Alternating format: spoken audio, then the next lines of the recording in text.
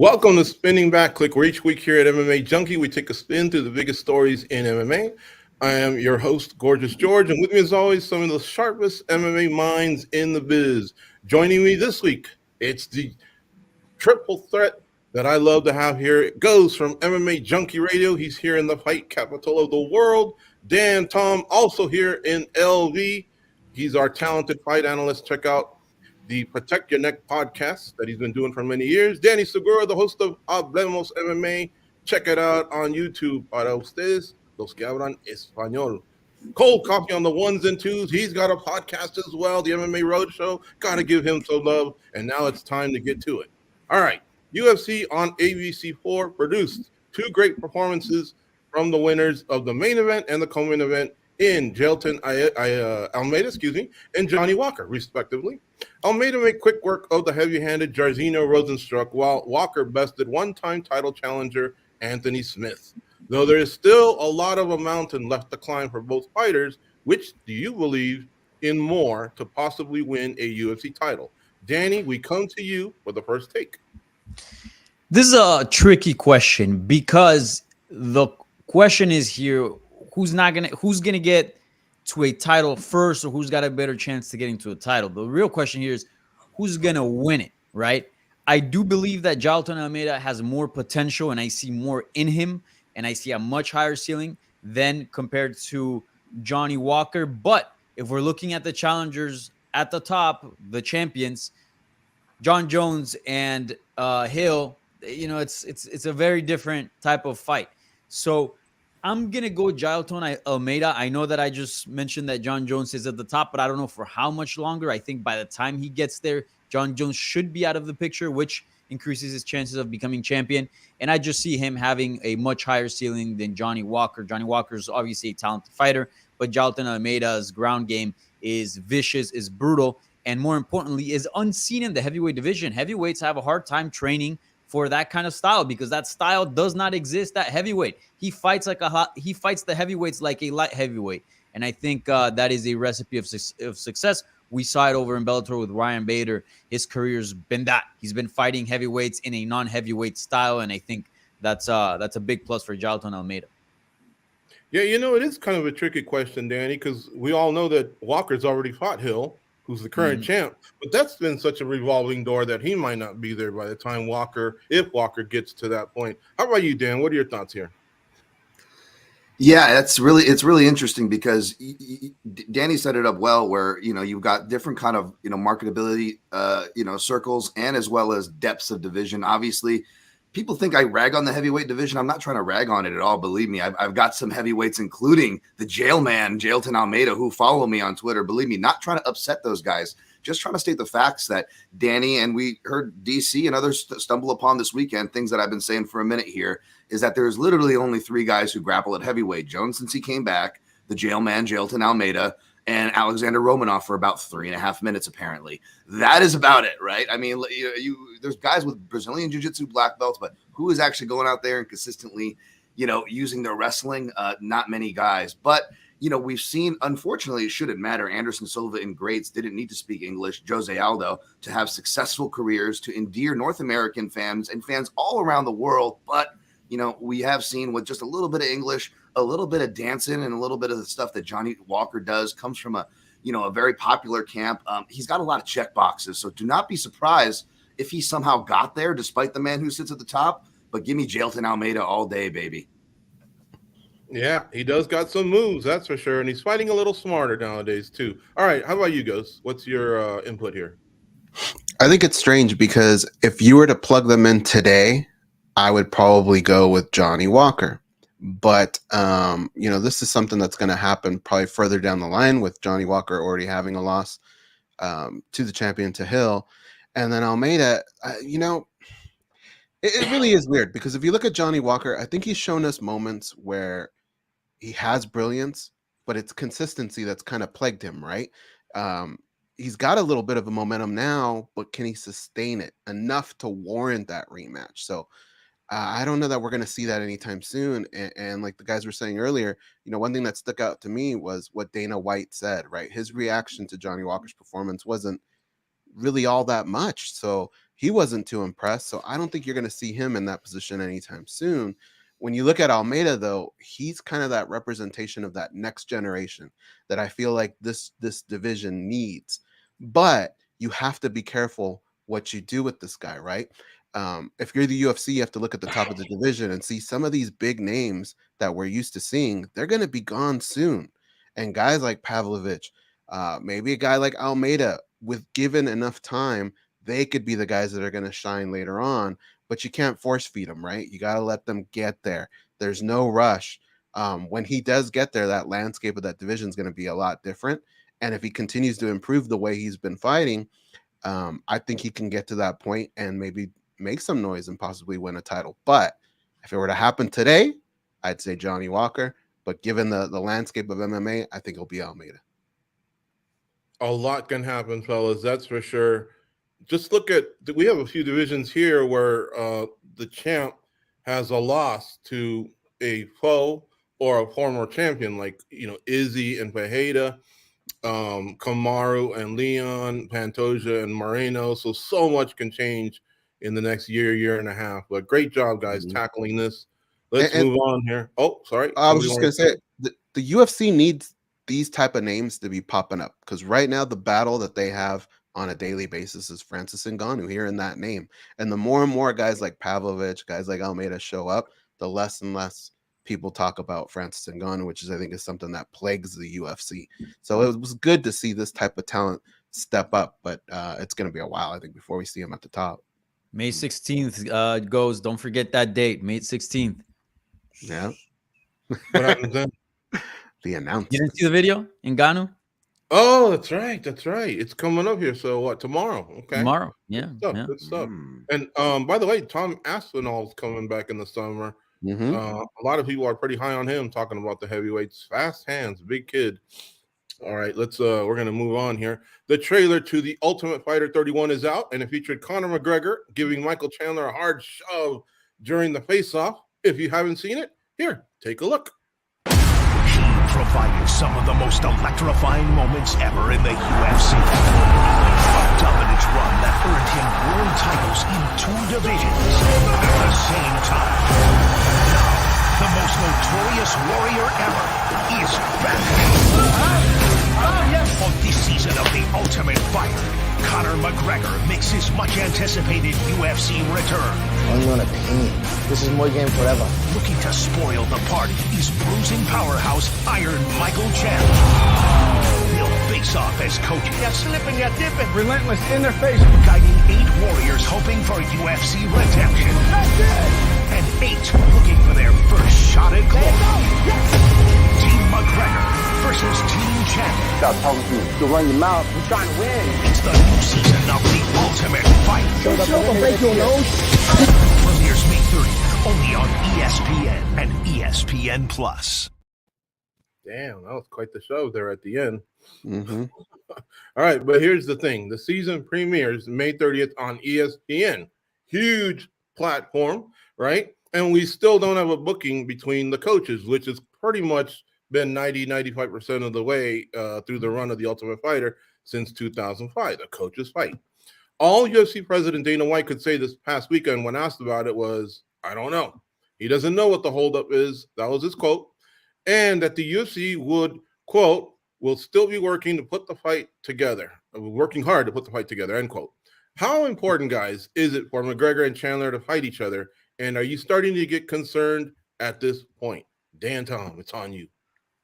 It's interesting. I really wasn't a big fan of the JDS and potential Brock Lesnar matchup, but I got to imagine that fits in that 5% aisle, that George there kind of listed off as far as, the minority of matches that don't happen. This one, though, it would be safe to say, I think it would be disappointing for a bunch of people, even hardcores who are kind of like, all right, what's McGregor up to now? Even if you have that kind of jaded attitude, I think you would still rather see them fight than not.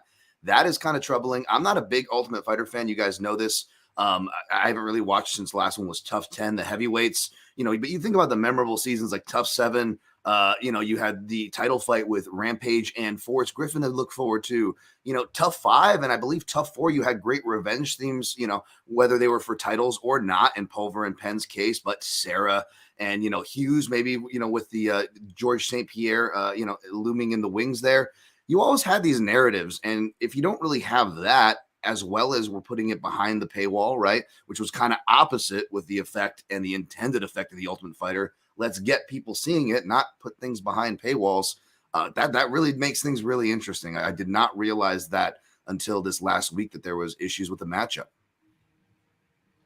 Yeah, most definitely, man. Look, another thing is not just the matchup getting put together, but I think the holdup here is USADA, Conor needing to get back into the testing pool, and then there's a period where we have to wait, which is going to be far past the last episode that airs sometime in August. Conor McGregor's talked about exemptions existing, which I think in the small print can happen, but it sounds like USADA does not want it to happen. And Dana White threw it back at USADA. He said, whatever they say, and USADA made a statement that says, we don't want that to happen.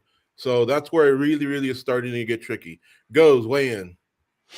Look, I've never really had a problem with Tough. I used to enjoy the show a lot more. It's just different. Before I used to tune in for the talent. I used to tune in for the fights, but with all these other organizations that have popped up and Dana White's Contender Series, it seems like the level of talent is kind of diminished a little bit here and there. So right now for me, it's all about the coaches. I want to know who's coaching and I want to see them interact. It's what helps sells the fight at the end.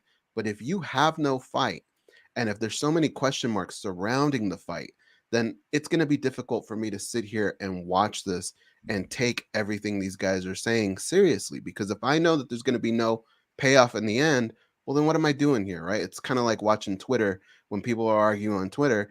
If you knew they were going to meet somewhere and fight, you'd probably be more tuned into what it is they're saying, right? Word for word. If you don't have this type of payoff, and the crazy thing for me too, guys, is the details surrounding the payoff, right? What weight class? Like, come on, man. I don't want to see this at welterweight. Michael Chandler's not a welterweight. He's a lightweight. Have this fight at lightweight. If you tell me this fight's going to happen, it's going to happen at lightweight.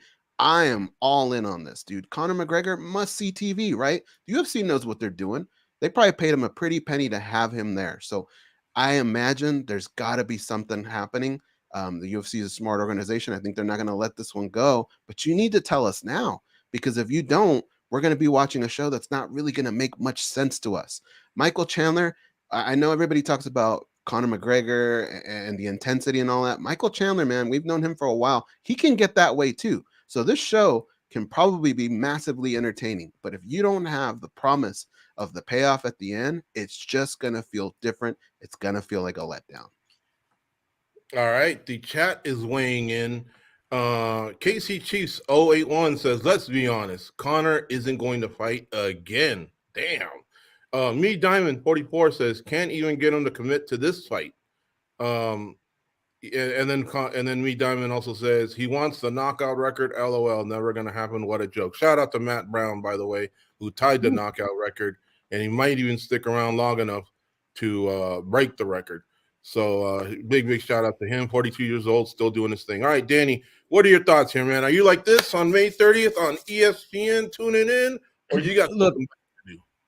I think people are going to tune in regardless. I think it's going to be probably the most successful views-wise, or one of the, just because Conor McGregor's in it. Let's be honest. Conor McGregor does anything and people are watching. We know it from the site. You write an article with Conor McGregor in the headline, all of a sudden you're getting extra clicks. So people are going to watch. Whether there's a fight at the end or not, people are going to watch. Let's not forget, he also did The Ultimate Fighter in the past against Uriah Faber, and the two never fought. And that was still a very exciting season, and people were tuning in and very much looking forward to it. We're here for the Conor banter. We're here for the back and forth. We're here for the witty lines, that Irish accent, the madness. But of course, it does sweeten it up if we know there is some stake on it, and you know they're going to be fighting at the end of the season. Of course it is. But I still suspect people are going to tune in. This is going to be a successful season, whether Conor fights Michael Chandler or not. As far as whether the fight is going to happen or not, I do have my doubts. And the more time passes, the more those doubts grow, because we've seen Conor McGregor stands on Twitter regarding USADA and what he may or may not be doing, because he's very ambiguous about the details. But we can suspect that he might not be adhering currently to the USADA rules. I don't know who's going to give in, right? We've seen certainly in certain scenarios, Conor McGregor, Brock Lesnar get an exemption and this and that, and things getting moved around for superstars.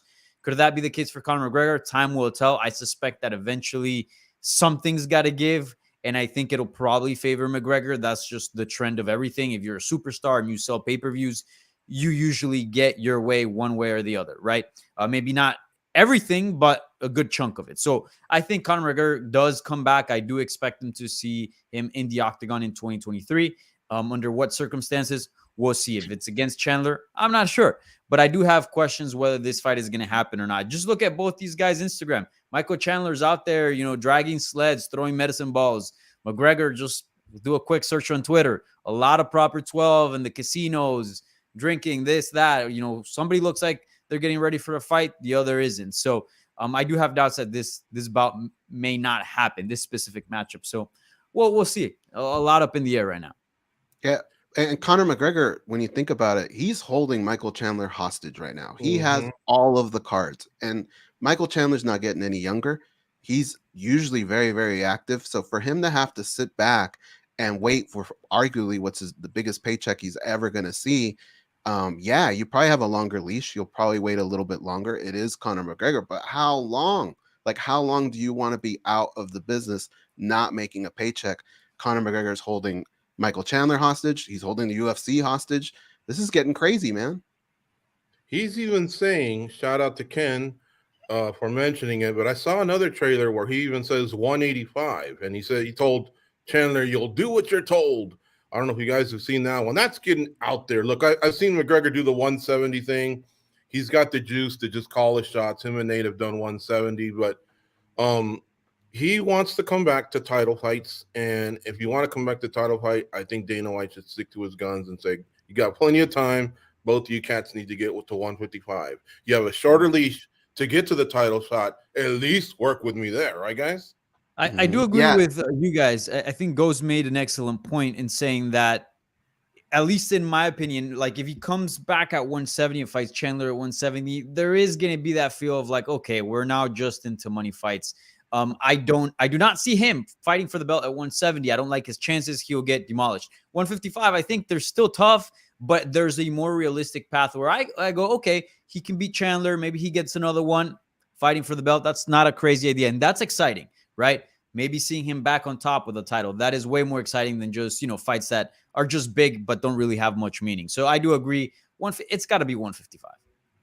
Dan? I think I'll just say that I think if it is 155, he's going to do the same flexing that, George alluded to, because I think usually that's done more, on fight week, right? Bo Hachinha, Marvin Vettori, for example, where like, is he trying to mess with Marvin, or is there something legitimately wrong, or is it both? And he's just trying to parlay one into the other. So if it gets set to 155, expect Conor to change it to 170 to fight week. If it gets set at 170, which I think is the more realistic, though I don't want it. I agree with everybody else. It should be at 55, but if it gets set to 170, I still wouldn't be surprised if it happens at 175. And before we move on, I just got to say, I forgot to say this, but on this very show, guys, when this first got announced, I was on the panel and you guys asked me for predictions. And I think I was the only person I predicted the fight wasn't going to happen. And of course, I parlayed that into a semi-joke, which it's not really a joke. You guys just mentioned, Conor's kind of still doing Conor things. But I made the joke that, we could kind of get a Smashing Machine documentary. I don't want to repeat the joke. Obviously, last time I was here, we still have a lot of chatters and stuff that are very upset about jokes. So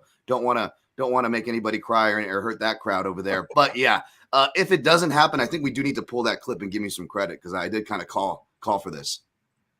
And by the way, that Netflix video comes out, right? McGregor's thing is coming out this week, I think. Yeah, but listen. You get two documentaries. Doesn't matter what they're about. You got to have the downfall, right? Because the downfall sets up the comeback. Everybody loves a comeback story. Come on, you can hear McGregor's managers. Like, they're clearly not talking about fighting and competing, being a good Samaritan. We're talking about money here. That's his game. So I really would not be surprised for more Netflix documentaries, whether they're of his producing or not.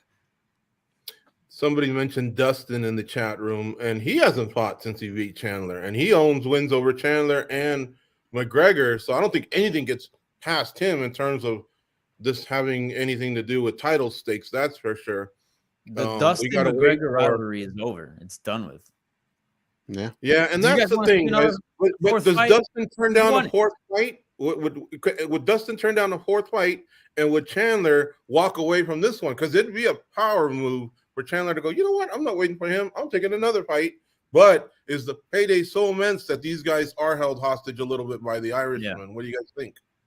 Yeah, it's career changing. I think if Dustin could fight him 10 times, he would. But like, I'm just speaking as a consumer, no appetite for it.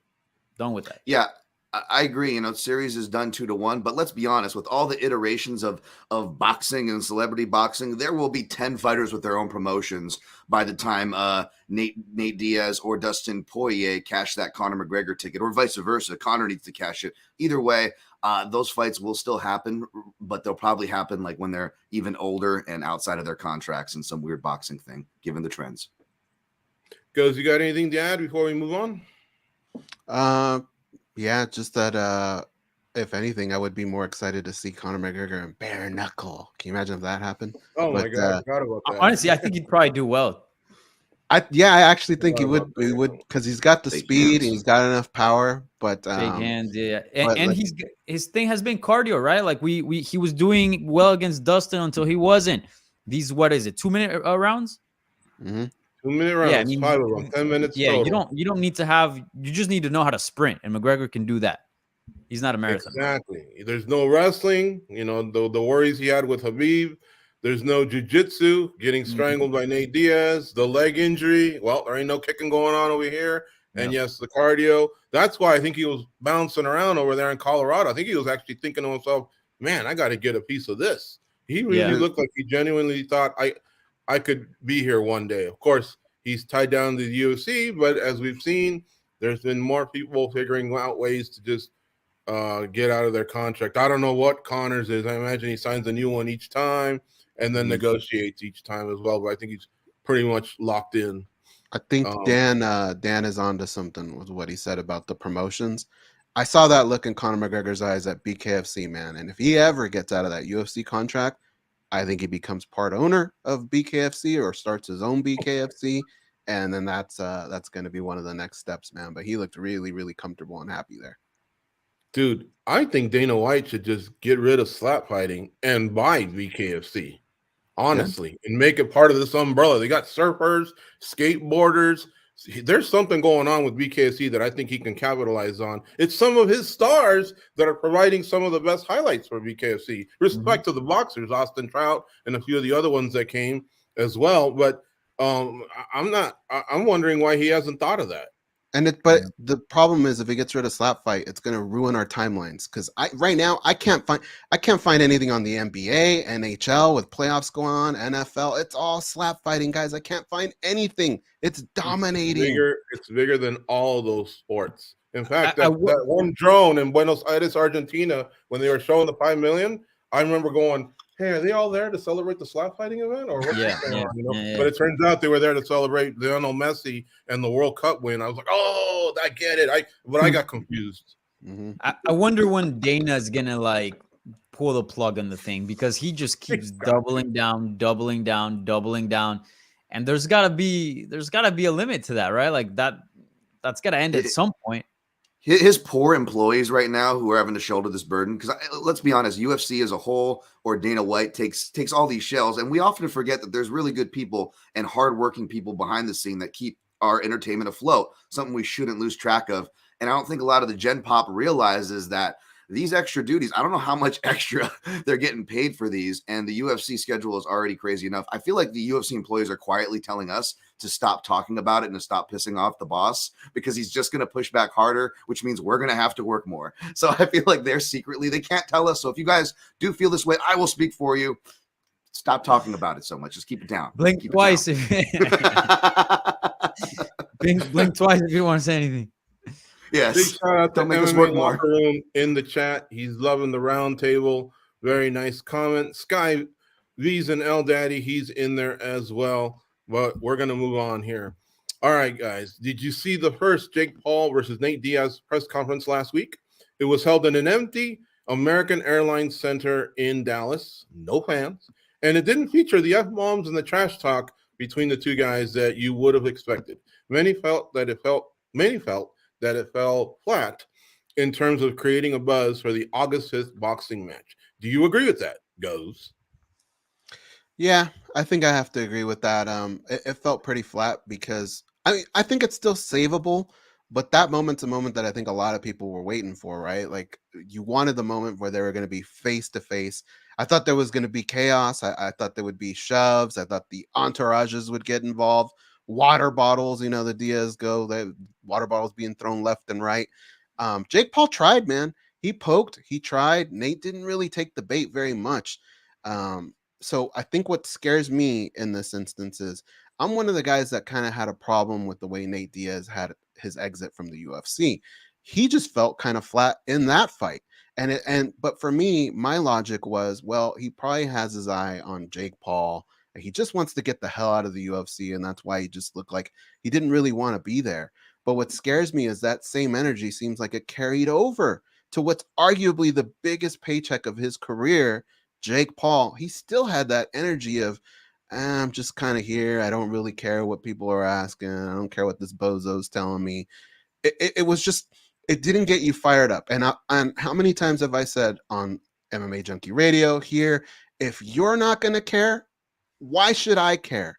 That is my problem. And I think Jake Paul, he's so brilliant at times that I think he's going to figure out ways to get this going. And I think behind the scenes, they're probably going to have a talking with Nate that, like, come on, man, this is all about, nobody's really sitting here going, who is the better boxer? Like, we just want some of the drama. We want someone to get KO'd. But they need to kind of generate that. And I think Jake Paul's smart enough to figure out ways to maybe make that happen. And I really hope he does, because if things carry on this way, no fans, very dry, I don't know that I'm buying this. I don't know about you guys. I'm with you, Goes. I felt like high school when we were told there's going to be a fight after school at behind the Jack in the Box. You go over there and then they're just swinging at each other with pillows or something. Like, no, man, I want the verbal warfare. And guess what, guys? Nate Diaz is getting a big paycheck. He's a co-promoter here. He had to be reminded in the middle of the press conference, hey, man, like let's get this thing going. He's off taking a piss. And then of course we find out that Texas is gonna test for marijuana. I mean, we're gonna have to tap dance around that one as well. This one's getting, it didn't create much buzz, that's for sure. Danny Segura, chime in, please. Here's what's happening, and I think it's like a hard reality that Nate Diaz is gonna have to start facing. And I feel like after this presser, he's probably starting to realize this, and which is the following. And George, you somewhat mentioned this, but a lot of these guys, and I'm not trying to be here like, super pro UFC and fighter pay is a bunch of BS and is non-existent and all that. But people forget also the benefit they get from being inside of the UFC, which is that the UFC is a powerhouse at promoting. I mean, look, we were just seconds ago talking about Power Slap. We wouldn't be talking about Power Slap if it wasn't part of the whole UFC promotional structure. They send the emails out. They use their YouTube. They use their Instagram, Twitter to promote Power Slap. That's why we're talking about it. But the UFC has millions and millions of followers on Instagram, Twitter, YouTube. And when you're blasting out free fights, when you're blasting out highlights, promotional packages, that promotes a fight. There's a lot of buzz around that. And not only that, but speaking internationally, they also got UFC Brazil, UFC Espanol, and all these other accounts on all these other languages. And you're already touching on other markets. And the fighter didn't have to do anything, didn't have to move a single finger, nothing. All they had to do is exist and have a highlight reel package in the company. And that's it. They're getting their face blasted across different markets and getting millions and millions to pay attention to their next upcoming fight. I think Nate Diaz is realizing that now out of the UFC, a lot of that falls on him. This attitude, and we saw that the same attitude with Kron Gracie. They kind of, they're from the same team, so they carry the same vibe. Where you show up to a press conference, you barely want to answer questions, or show in this, and still millions of people are going to get to know you because the UFC machinery is there. That is all gone. Once you're at the presser, now you got to do the legwork because you're self-promoter. So you got to talk trash. You got to get a nice fiery face off and not be all playful. You got to pay attention. You got to start sharing stuff on your social media, and you really got to get behind it. And I feel like, he's starting to realize, I think at some point in the presser, he said this presser's whack as hell. And Jake Paul, rightfully so, called him out and was like, you put this together as well. You're a co-promoter. What are you saying? So I think a lot of people miss that. Yes, there's issues with fighter pay in the UFC and all that, but a lot of fighters don't realize the exposure that they get from being in the UFC. Just a real quick parenthesis, a great example is Paige Vincent, right? Like, she felt she could get her money's worth better outside of the UFC, but don't forget how she got to make more money than her contract through Instagram because of her, exposure. She got to Dancing with the Stars because of her exposure in the UFC. So again, I think a lot of people take for granted what the UFC machinery can do, and I think Nate Diaz is one of them right now. Dan, before we get to you, let me throw something your way. I'll let you weigh in your thoughts and comments here, and then what I'm about to toss, and then we can circle back to the guys. What if, I think this card needs something to get lifted. How about Perry versus Till on the undercard, along with Serrano versus Hardy, before we get to the main event? Because, Jake Paul can say what he wants, but he's coming off a loss. And then Nate Diaz he likes to slap people and let the fist talk. He's really not much of a talker. Is this what it needs? Is two other bodies in there that can maybe carry some of that load, Dan Tom? Yeah, I think it definitely wouldn't hurt, because just by seeing the press conference, I agree with a lot of Goz's and Danny's points to where, I know we're not asking for a prediction here, but kind of like Goz said and Danny said too, that he was doing a lot of reacting. Usually he's the one hitting the cowboy hat off of Cerrone, right? Pushing him and flipping him the bird on a big card where he's not even the star. That was what, Lesnar, Overeem, or whatever it was. And he kind of always had those show stealing moments. Like, Nate was usually, the initiator, and with perhaps parlaying into Danny's point about that marketing there, without it there, it is kind of troubling, right? Because, I know the Diaz brothers were always all about that life as far as the recent clips we've seen in New Orleans. It's not something we want to see Nate do as he gets older and is now a dad, obviously. But yes, that is not new to the Diaz brother code. I'm talking about more of the inside. You guys mentioned earlier, I'm doing a revisit right now for evergreen content going back to the Big Fox era. And that's a really interesting era. Not only is that right after, right building toward the sale for the UFC, but how are they building that sale? They were using fighters who were traditionally underpaid, like Nate Diaz, to fight there, come and fight RDA. Remember when he was just like not inspired, when we kind of saw this, and he would kind of miss weight. Now, you're mentioning Conor going through that phase, calling for 185. Like, Nate did that too recently, as far as, targeting his suitors, saying, hey, I may be suiting offers for 185 too.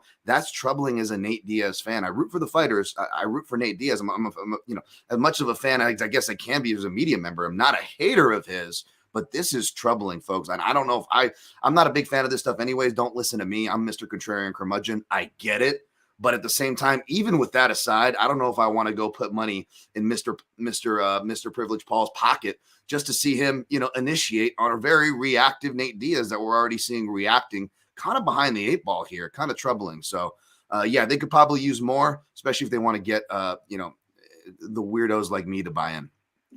All right, Goz and Danny, do you think this card needs more?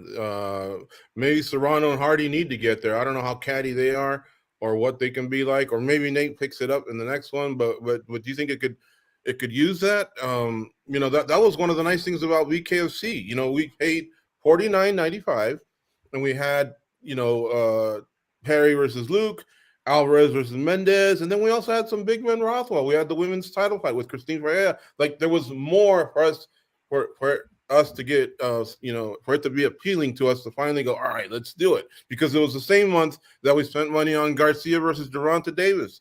So, sometimes I think you just gotta stack the card a little bit. What do you think, Goz? I think all it needs is a shot of 5-hour energy. Just get that in. I mean, the fight itself, Nate Diaz and Jake Paul, those guys can make us want to watch that fight. They just have to show up. I mean, Jake Paul did, but Nate Diaz needs to wake up, and that's going to make us want to watch that fight. He needs to be the Nate Diaz of old. You can add more fights to it, and that's more fun for us, but they don't need it. They have a great main event. It's just not really delivering on publicity so far. Yeah.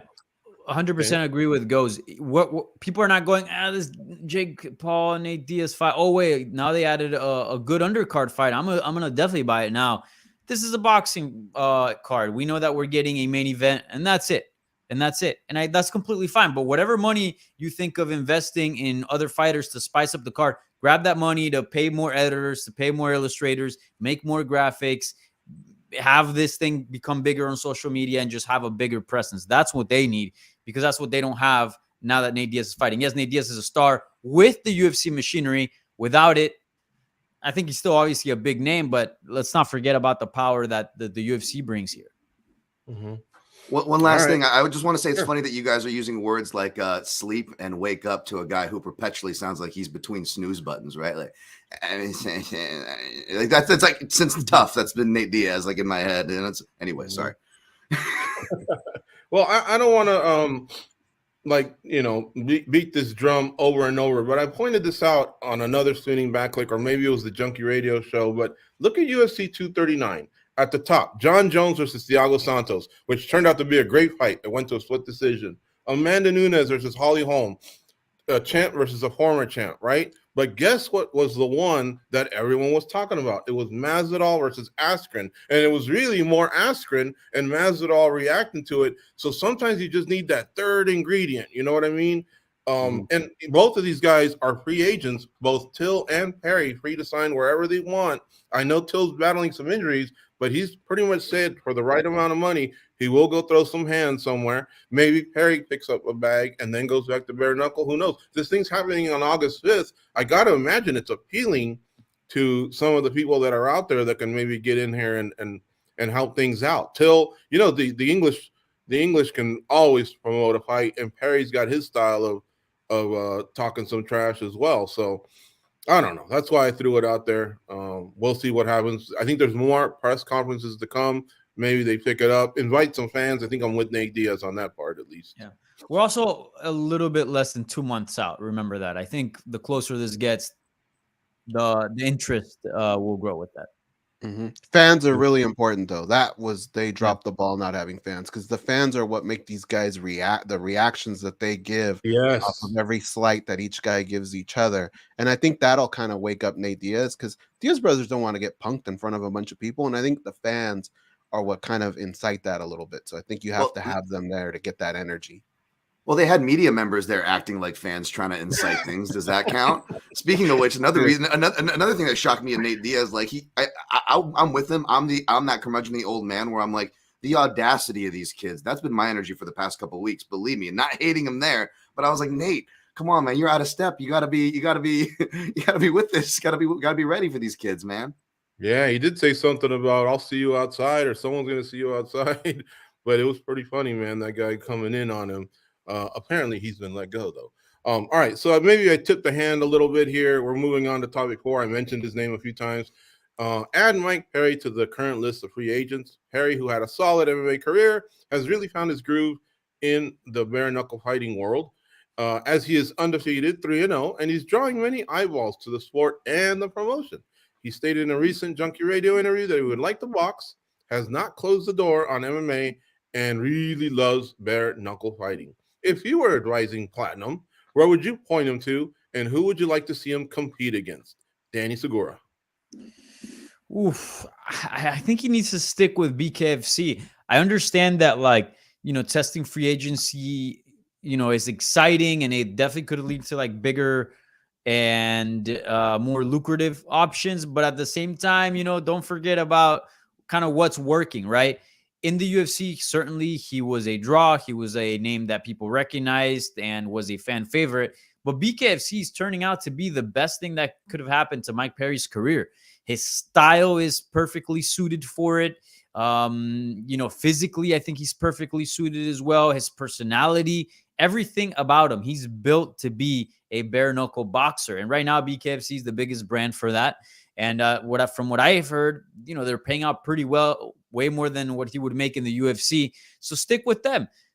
I think there are some interesting fights out there. Why not, Eddie Alvarez, who made a good debut and looked good against Chad Mendes. I recently talked to Thiago Alves. He wants that fight, and let's not forget, he was BKFC middleweight champion before his contract ran out and then didn't re-sign with the company. I think there are good options for him within the BKFC realm. So I would stick to that. Sure, I know he said some interest in Tommy Fury, talking to you guys at MMA Junkie Radio. But, once you start going to other places, you may, I'm not saying he's going to burn bridges, but some doors may close that are pretty good opportunities already. So. All right. Next up is Goes. Oh, sorry, Dan Tom. I'm sorry. I apologize. Dan Tom, you're next on this one. It's okay. Mine will be pretty short. As you guys know, I don't really keep up too much with the bare knuckles or these boxing organizations or anything. They don't really get my money or time because there's so much UFC and MMA out there. But as far as this stuff goes, yeah, I don't know, man. I didn't really like what Perry was doing with MMA toward the end there. Just very inconsistent. Not like, he had underrated grappling. So it's not that he can't grapple. In fact, I think he was very underrated there. It was actually his striking that actually suffered in MMA. I don't know if it was where he was in his life, having to, delegate so many training to different disciplines. Some guys just do better, right? They want to stand and wang. They want to stand and bang, right? And that seems like Mike Perry. I mean, he looks like he's 2 steps shy from being Gary Oldman as Drexel in True Romance. And I figure he might as well continue down that path because that's what he's going to come out looking like, fighting at BKFC, where he seems to be really happy, man, and doing well. So I say just, he's one of the few fighters where I'm like, yeah, BKFC makes absolute sense. Keep rocking it if they're paying him well. Great reference, great movie, and great actor. Folks, check out True Romance. It's like 30 years old, but a ton of actors got their start in Hollywood in that movie. All right, how about you guys? And spoiler alert, Drexel cannot stand in Wang because that did not end very well for him. No, it doesn't. Look, man, BKFC and Mike Perry, that's a match made in heaven, dude. It really is. It's a perfect fit for both guys. He's kind of slowly but surely becoming the face of that organization, and he does everything he says he's going to do. So I think if we're really, really breaking this down, if you're BKFC, you can't overpay for a guy like Mike Perry. I get that. And if you're Mike Perry and you're really getting the offers that you say you're getting, that can be pretty tempting too. But like Danny said earlier, it just kind of makes sense. And you probably don't want to burn those bridges. Everything is perfect about this relationship. And nobody's saying you have to sign a 10-fight deal or anything like that. But I think he can kind of gain a little bit more leverage if he had maybe 2 more, maybe 3 more fights in BKFC. And there are fights there that are appealing and that kind of lean in his favor, right? One of the guys he was calling out, Donald Cerrone, right? This is a guy that retired. It's a big name, but Mike Perry probably wins that fight, right? Like, even if you get a guy like Eddie Alvarez who looked as good as he did in his debut, he's still kind of on the older side. So there's guys that he can pick off here. If he wants to box, and it really is, he mentioned the name Logan Paul. Hey, man, I get that too. But that's good for one fight, right? I don't think anybody wants to see him do it again against another name. Whereas in BKFC, I think he just has a little bit more of life and the training, the training is just so much simpler. Like MMA, I think that card's just out the window. It's not that he wasn't a good mixed martial artist. It's just the consistency and having to put all the work in the gym. I don't know if that's for Mike Perry anymore. I think BKFC is his home. I think that's where he needs to stay. Bigger paychecks, less wear and tear. I mean, he looks like he was built for that sport. Mm-hmm. He's doing great in that sport. I think that's where he should wind up. But I realize boxing has some big bags to grab as well. Shout out to FaZe in the chat, as well as Wideband Craft. West Coast, by the way, says he's not watching Fake Paul versus Diaz. The gold color says Perry now is a huge draw. He deserves it. Luke Rockhold quit. FaZe comes back with Perry's the face of BKFC. I think he's slowly getting there. I know Luis Palomino has the most impressive stats out of anyone in BKFC history, and Big Ben Rothwell's pretty popular over there as well. But yeah, I think Mike Perry definitely has the ability to go in there and be maybe the face of BKFC. Guys, let me rewind a little bit too. How about Lorenzo Hunt versus Hector Lombard on that boxing card? My mind's still thinking on that last topic, but what do you think of that one? They've had some beef. How about Tyron Woodley versus Hector Lombard, they got into it once at a BKFC, former ATT teammates, some drama there. Maybe they can scoop up some bags. I don't know. The wheels are still turning. Sorry to go in reverse rather than forward, but anyway, let's go forward here on our the last topic we're going to cover. Cris Cyborg finally re-signed with Bellator this past week. The move ends a period of uncertainty for the 37-year-old featherweight champion who fought out her contract in April of last year. That's right, a whole year of free agency. She went out there and boxed. She did good. But neither Kayla Harrison nor Amanda Nunes fight under the Bellator banner, although Cat Zingano does. Guys, thumbs up or thumbs down on Cyborg re-signing with Bellator? Dan, Tom, what do you think? Man, I'm going to start off with a little medium fence riding with the thumbs in the middle, but let me tell you why. If you don't count Contender Series, I've probably covered Bellator more than the UFC. And I really, no promotion is beyond criticism here. So this isn't me standing for one promotion or the other, just like we previously mentioned with the UFC points. But I think we can all agree that it's nice that Bellator allows the fighters to express themselves, with the Ilima McFarlane walkouts and kind of letting fighters be their own people. Cyborg, obviously, she's been big on the media, the YouTube thing before a lot of these fighters have picked up that trend. So I'm sure she appreciates that. I'm sure that's part of the deal and the attraction to go back to Bellator. But I will mention PFL out there only because she's one of the few fighters where I'm like, could she do her little Eddie Alvarez role where she kind of already has claim to that, right? She's got Invicta, she's got Strikeforce, she's got UFC, she's got Bellator. Like, how many people can say that? But if you go over to PFL, correct me if I'm wrong, male or female, I don't believe there is a single MMA fighter right now, folks, as of this recording, that has a PFL title, a UFC title, and a Bellator title. Furthermore, I don't know if any fighters will be able to do those before those organizations, see their end or maturity or whatever you want to say. You know what I'm saying? Like jumping forward. So I feel like that would be a really cool record to not just get, but I think that it would be very hard to touch if Cyborg wanted to go over there and throw her hand in the $1 million tourney.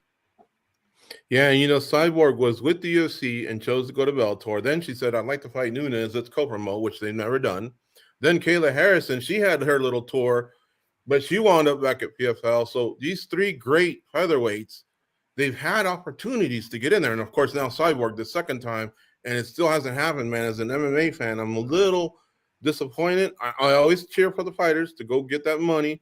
But at the same time, these big fights, man, I just wonder if there'll be regret on their part. Next up on this topic is Goes. I'm going to give it a thumbs up. Look, I mean, in the UFC, there's only one fight for her, really. And PFL could be interesting.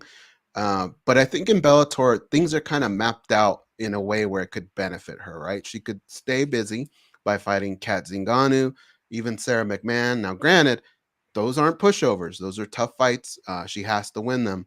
But I think the thing that we all need to talk about when we're talking about Kayla Harrison is that fight was appetizing a while back ago because of Kayla and her dominance. With the loss now, we're still going to be interested, but maybe the interest isn't as high. So what we need Kayla Harrison to do her part on her side, kind of avenge her loss and maybe pick up another win or something there at PFL to kind of build this fight up again. Now, look, at the end of the day, Kayla Harrison, she can cut a pretty good promo. So can Cyborg. We'll probably be excited to see it. But I think we need Kayla to do something a little bit more on her side to kind of get our appetite going the way it was months ago. Well, Danny, you're closing shop here on this topic. You spoke with Kayla, and she kind of intimated a fight this year on the pay-per-view series, and then maybe she goes searching for Cris, right? That sounds like a good possibility. Yeah, well, what she basically told me is that in December, her contract's up. And this time, the only reason why, well, there could be various reasons, but a lot of people criticize Kayla where they're like, oh, when you became a free agent, why didn't you fight Cyborg? You could have fought Cyborg. She couldn't. There was a match clause there. So what happened was that whatever Bellator offered, PFL matched. And then because of that clause, she was, she had to stay with the PFL. So it's not that she could have picked and choose whatever she wanted. Now, that's about to happen in December. In December, there's no matching clause, none of that. She becomes a free agent, and that may mean she may stay with PFL because she likes PFL and whatever the case may be. She just wants to be there. Or she could go on to Bellator or the UFC. there are certainly the possibilities are open, but that will be 100% in her control now. So then I guess if you really want, you can hate all you want, but obviously it'll come down to her decision and whatever she thinks is most important and what she values. But certainly that decision will be based on her. So yeah, as far as the Cyborg stuff, I'm okay with her at Bellator. I think that Bellator is starting to get a little bit more traction in women's featherweight. Kat Zingano, Sarah McMahon, those are good names. Those are names that you want on your resume. Those are very, very respectable names. Sure, they're not a Holly Holm or a Valentina Shevchenko, but they're right the next tier, which is still a pretty damn good one. So I'm looking forward to those fights for Cris Cyborg now that she's a Bellator champion. I am bummed that we won't get to see the Kayla Harrison fight for now, but I don't know. Let's wait till December and see how things look then. Yeah, and Amanda's getting close to the retirement. I just feel like we might get, of the three, one of these matchups that we've always wanted to see between these three outstanding champions. What are you going to do? Sometimes that's just the way it works out. So if you would think that with free agency, we'd have more of a chance of watching these fights, but it's not appearing that way. Sky V's and El Daddy's giving Bellator some love. He says, Bellator all day. Happy for Lima in the winning column. And is Fabian the real deal? I don't see him beating Evelyn, though. Anybody just want to chime in on that? We're going to jump to additionals, but I might as well start with the chat there. Anybody want to tackle that one? I'll just say Evelyn is, I think, much better than people realize, and I think that anybody on the Evelyn train that'll probably age well. Not saying Fabian Edwards won't. He looked great this last weekend. There was another one that came in through as well. Let's see, I'll tackle that one. Lightning, who definitely is on some energy drink. He's chiming in a lot. He says, is Yoel Romero fighting soon? I just pulled it up. He's fighting Vadim Nemkov at Bellator 297 on June 16th. That's a pretty good card, actually. They're back in Chicago. You got Nemkov defending against Romero for the light heavyweight title. You got Pitbull versus Pettis. Pitbull's going for his third title against Sergio Pettis because he's held the featherweight, the lightweight, and now he's going down for the bantamweight. And I believe overtime is on that card as well. Yeah, Corey Anderson against Phil Davis. So if you're in the Chi-Town area, Lightning, you may want to go check out that Bellator card. That's where the next time the Soldier of God will be getting down. And like I mentioned, we do have some time for some additionals, so let's get to it. Wait.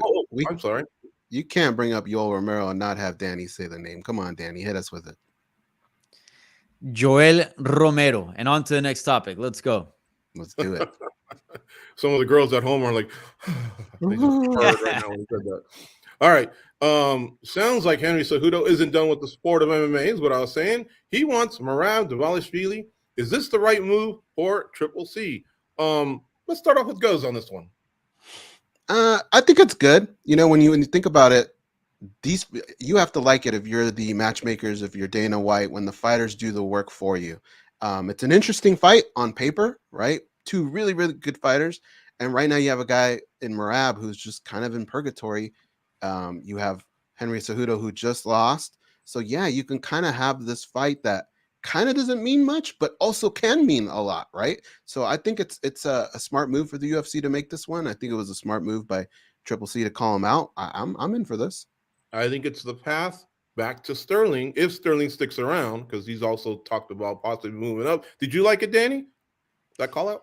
Yeah, I love it, and I think it's a great choice by Henry Cejudo. And look, Henry Cejudo, whether you think he won or lost, there's no debating he looked like a world-class fighter out there, right? Even in defeat, if you give that type of fight to Aljamain Sterling, you're legit. You're one of the very best. And I think that it was a very close fight. And I think there is an argument, even though I scored it 48-47 for Sterling, there is an argument to pick Cejudo in that one.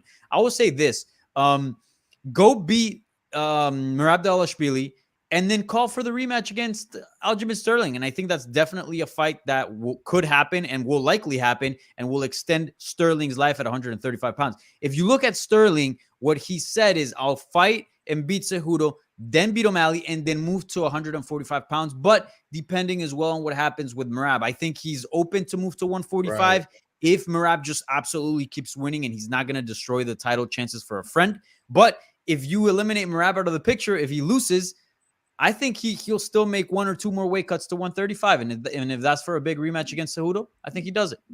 You like that fight, Dan?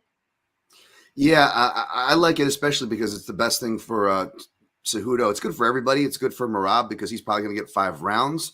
And it's good for the UFC because they need people who can fight 5 rounds. As you can see, they are pecking apart their cards as we speak, as per usual. But it's great for Cejudo, who had his original plan, like you guys said, to beat Sterling, which he did not. Although, there was an argument. Shout out to my guy, Gorgeous George there, who always says, just because it has controversy does not mean it's not a great fight. In fact, one could argue controversy makes great fights, great series, and so forth. So I think that helps him. And I think that O'Malley was quietly a worse matchup than Merab. So this plan, although it requires Henry technically taking an L, right?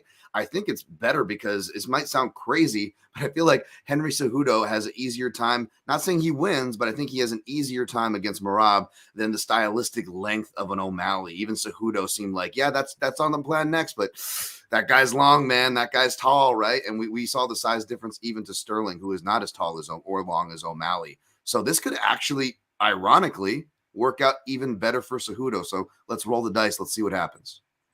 All right, we got time for one more. Ian Machado Gary or Carlos Ulberg. Do they have what it takes to become UFC champions? A, Gary, yes. Ulberg, no. B, Ulberg, yes. Gary, no. C, both will become champs. Or D, neither will become champs. What do you guys think about both of these cats? We'll go to Dan Tom first on this one. You know what? If I were to place my bets, I would say maybe like no. I would say no on Ulberg. No disrespect to him or anything like that. Even though it's a weaker division. And for Ian Gary,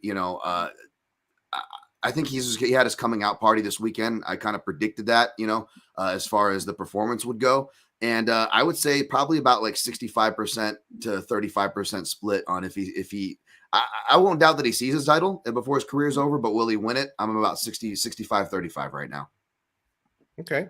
How about you, Danny? What do you think between these two guys? Can either one become a champ or maybe not? I think Ulberg, I like him. I think he's got great power, great hands. I do see improvement. I think he's bound to be ranked. Wouldn't surprise me if he enters the top 10 at some point in his career. But at 32 years of age, you should be a lot farther along that MMA journey, MMA evolution path. So I would say no with him as champion, but always, just leave some room to be wrong, obviously. But Ian Machado Gary, he's just 25 and he's looking this good. And also he just seems perfectly to know what he wants next. Sometimes you talk to some fighters that are very young and clearly talented, but they're biting a bit more than they can chew.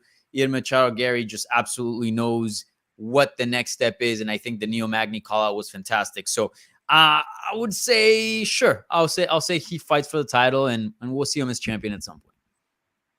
Dude, that shin to the side of his face, I think it would correct my Bell's palsy if he were to do it to me. That thing was on the money. How about you guys? What do you think, man? Both, neither, or one or the other? I was leaning towards D, but the thing is, with Gary, I feel like he's going to get a little bit more help. He's very likable. I think the UFC will probably give him more favorable matchups. So maybe his road to the top isn't as long. But there's just so many killers in that division, man. And we still have so many question marks about him, right? Somebody in the chat brought up, can he even grapple, with some of these top dogs?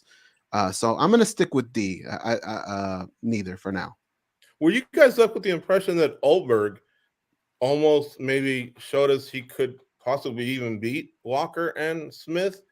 I mean, he looked pretty good. And the other two guys, Walker, Smith looked like the damage took a toll and he was struggling a bit, right? And then Walker, we're saying he's fighting smarter, but at the same time, that violent Walker that we saw early on, he's more, chilled out a little bit. But at the same time, like Dana White said, man, you didn't really leave an impression on me either. I think that Walker fight would be. I think he could win that. That would be really interesting.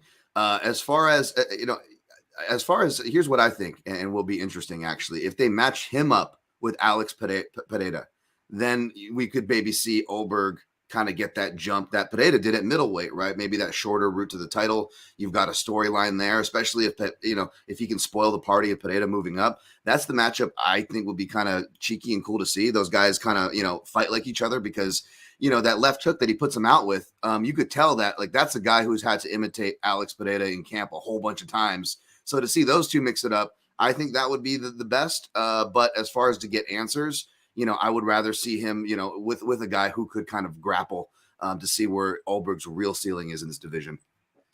I didn't think of that, and that is a fantastic matchup. Oh my God, Pereira versus Ulberg. Yeah, I'm all in. good stuff. All right, great stuff from you guys. You guys delivered. My favorite threesome. Don't tell the other guys I said that. Kenny, of course, on the ones and twos. I'm telling you, future Emmy Award winner. Abby works on the graphics for us. A lot of times you guys are like, man, some cool graphic stuff that you have on your social media. That's my man, Kamikaze. I, of course, took it to another level. I was fantastic. Got to give myself props there. You can catch this show every Monday, noon Eastern, 9 a.m. Pacific, here on MMA Junkie live. And we tackle all the big topics, and we include you guys in the chats. So see us here in 1 week. We're out of here. Go out and be a champion.